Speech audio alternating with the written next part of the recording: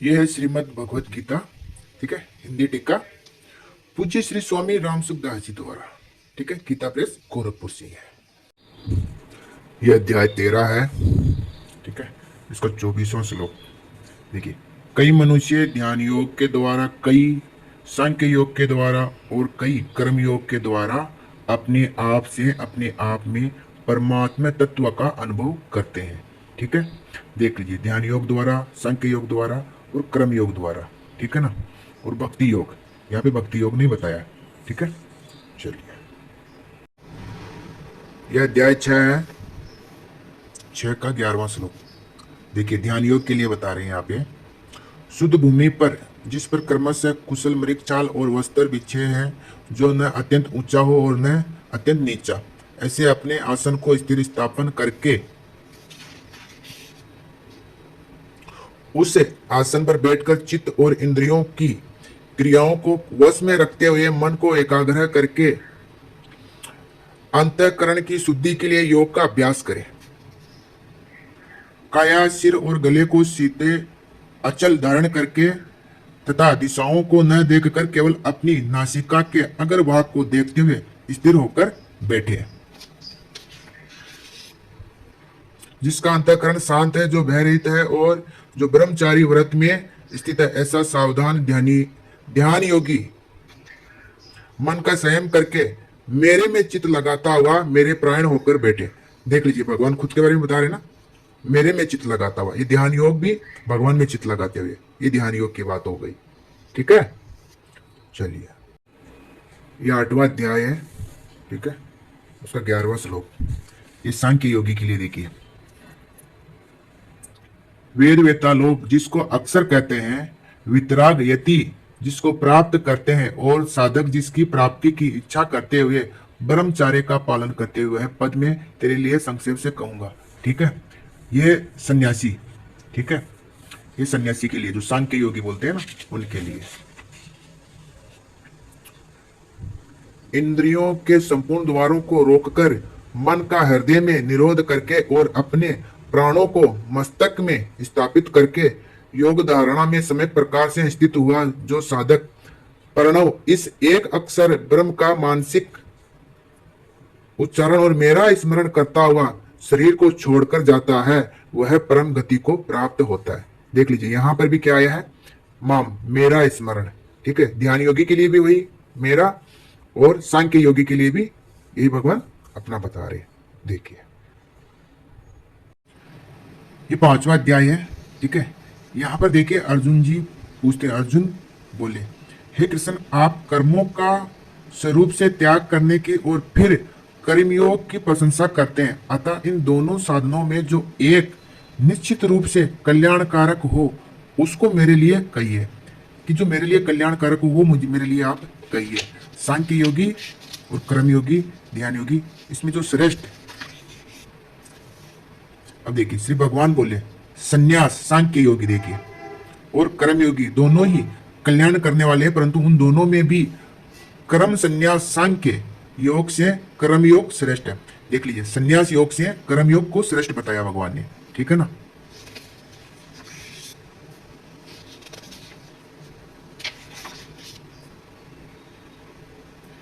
हे महाभाव, जो मनुष्य न किसी से द्वेष करता है और न किसी की आकांक्षा करता है, वह कर्मयोगी सदा सन्यासी समझने योग्य है।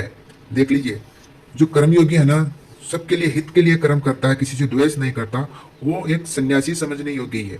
ठीक है ना, वो योगी है, क्योंकि द्वंद्वों से रहित मनुष्य सुखपूर्वक संसार बंधन से मुक्त हो जाता है।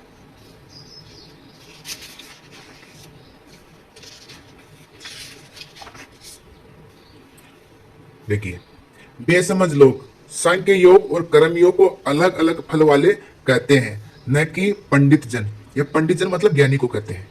ठीक है ना, क्योंकि इन दोनों में से एक साधन में भी अच्छी तरह से स्थित मनुष्य दोनों के फल रूप परमात्मा को प्राप्त कर लेता है। ठीक है ना, सबका फल एक ही है।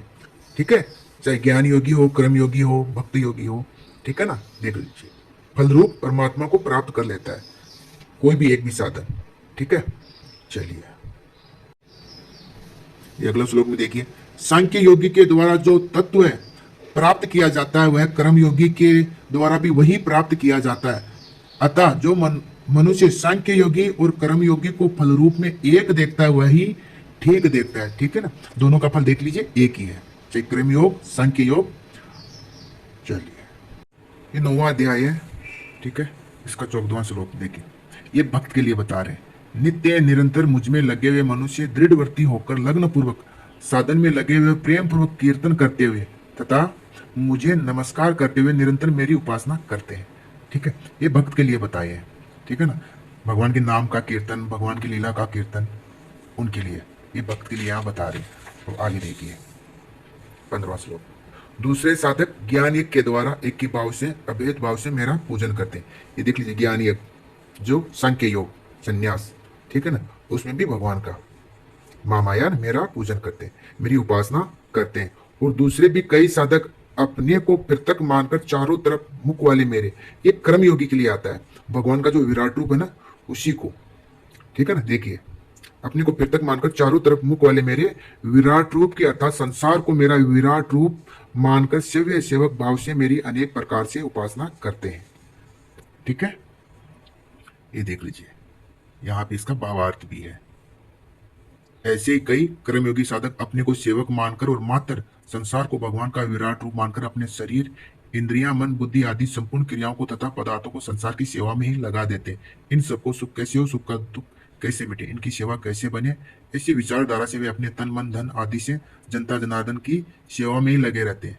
भगवत कृपा से उनको पूर्णता की प्राप्ति हो जाती है। देख लीजिए, अब देखिए, ज्ञान योग, कर्म योग और भक्ति योग, इनसे भी सबसे श्रेष्ठ कौन सा है? सांख्य योग, संन्यास योगी से तो कर्म योग को श्रेष्ठ बताया था भगवान ने। ठीक है, अब कर्म योग से भी श्रेष्ठ कौन सा है वो देख लीजिए। ये 12वां अध्याय है, यहाँ पे पहला ही श्लोक देखिए। अर्जुन जी बोले, जो भक्त निरंतर आप में लगे रहकर, जो भक्त इस प्रकार निरंतर आप में लगे रहकर आप सगुण साकार की उपासना करते हैं और जो अविनाशी निर्गुण निराकार की उपासना करते हैं, उन दोनों में से उत्तम योग वेता कौन है? ठीक है, जो निराकार की उपासना करते हैं और सगुण साकार की उपासना करते हैं। निर्गुण निराकार की उपासना करते हैं वेद वेता लोग, सन्यासी, सांख्य योग जिसको अक्सर कहते हैं। ठीक है, और भक्त सगुण की करते हैं। ठीक है, जो 17वां अध्याय में आया है ना, 23वां श्लोक, प्रणव तत् सत्य। ठीक है, प्रण वेद वेता लोग सांख्य योग के लिए, तत् कर्म योग के लिए, और सत्य सगुण साकार भक्त के लिए।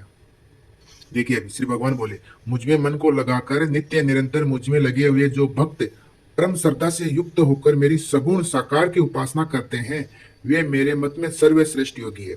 ठीक है ना, देख लीजिए, सांख्य योगी से कर्म योगी को श्रेष्ठ बताया और कर्म योगी से भी श्रेष्ठ सगुण साकार की जो उपासना करते हैं भक्त को श्रेष्ठ बताया। ठीक है ना, सबसे श्रेष्ठ भक्त को बताया है। आगे का श्लोक भी देख लीजिए।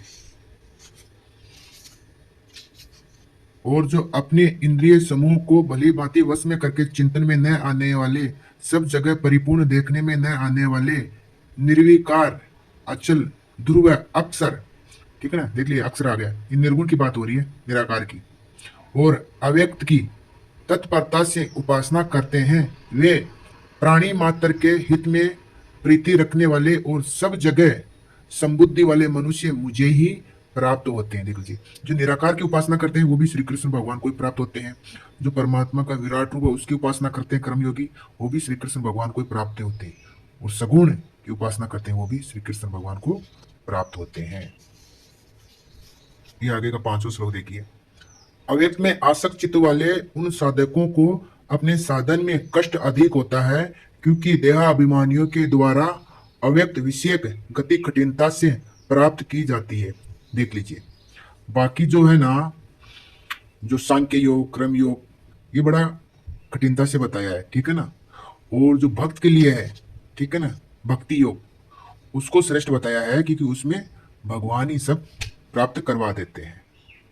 देख लीजिए, ये 9वां अध्याय है, यहाँ पे देखिए भगवान क्या बोलते हैं, जो अनन्य भक्त, देखो जी भक्त के लिए भगवान क्या बोलते हैं, जो अनन्य भक्त मेरा चिंतन करते हुए मेरी भली भांति उपासना करते हैं, मुझ में निरंतर लगे हुए हैं, उन भक्तों का योगक्षेम, अप्राप्त की प्राप्ति और प्राप्त की रक्षा में वहन करता हूँ।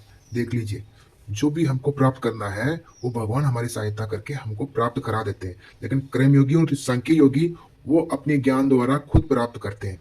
ठीक है, उनमें बहुत ज्यादा कष्ट है, लेकिन भक्त के लिए भगवान उनकी सहायता करके उनको सब कुछ प्राप्त कर देते हैं, और जो उनके पास है उनकी रक्षा भी भगवान स्वयं करते हैं। ठीक है ना, ये है। यहाँ पर देखिए सगुण उपासना की सुगमताएं और निर्गुण उपासना की कठिनताएं, दोनों बातें यहाँ पे बताई गई है। ठीक है, थोड़ा सा मैं आपको संक्षेप में बता देता हूँ। देखिए, संसार की आसक्ति ही साधन में क्लेश देती है। ठीक है ना, संसार की आसक्ति अपने को साधन में क्लेश देती है, परंतु सगुण उपासक इसको दूर करने के लिए भगवान के ही आश्रित रहता है। ठीक है ना, वह अपने भगवान का ही बल मानता है। यहाँ उदाहरण दिया, देखिए बिल्ली का बच्चा जैसे माँ पर निर्भर रहता है, ऐसे ही यह साधक भी भगवान पर निर्भर रहता है, भगवान ही उसकी संभाल करते हैं।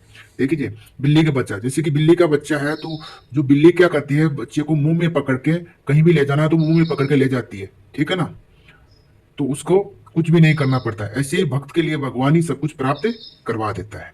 अब निर्गुण के लिए जी देखिए, उसके लिए तो खुद के ऊपर निर्भर रहना पड़ता है। देह में जितनी अधिक आसक्ति होती है, साधन में उतना ही अधिक क्लेश मालूम देता है। निर्गुण उपासक उसे विवेक के द्वारा हटाने की चेष्टा करता है। विवेक का आश्रय लेकर साधन करते हुए वह अपने ही साधन बल को महत्व देता है। बंदरी का छोटा बच्चा जैसे अपने, अब देख लीजिए यहाँ बंदरी का छोटा बच्चा, उसका उदाहरण दे रहे हैं, बल पर निर्भर होने से अपनी माँ को पकड़े रहता है।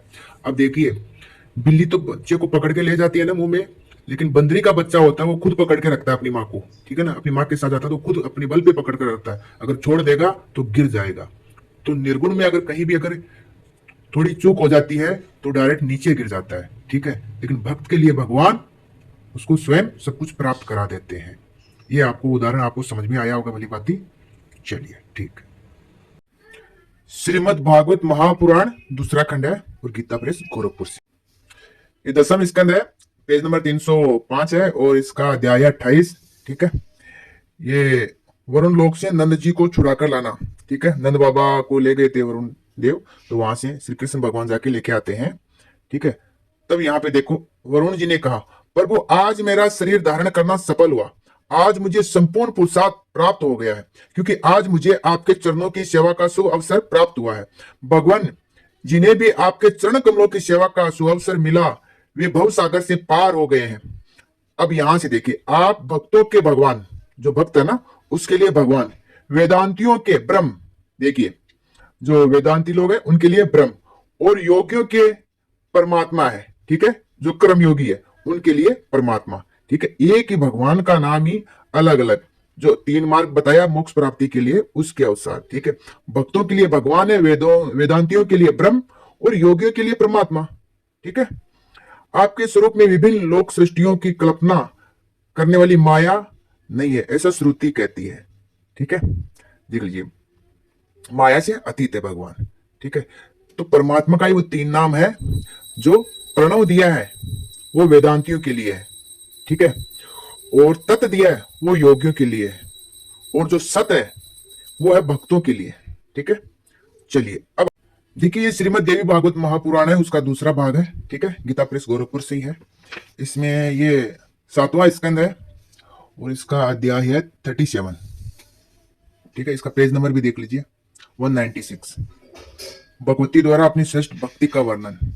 ठीक है, यहां से देखिए देवी बोली है, पर्वतराज हे सतम मोक्ष प्राप्ति के, देखिए मोक्ष प्राप्ति के साधन भूत। ठीक है, मोक्ष प्राप्ति के लिए 3 साधन है, उनके बारे में बता रहे हैं। देखिए साधन भूत कर्म योग, ज्ञान योग और भक्ति योग। ठीक है, ये मेरे 3 मार्ग प्रसिद्ध है। ठीक है, ये 3 मार्ग ही है, देख लीजिए आप। ठीक है, चलिए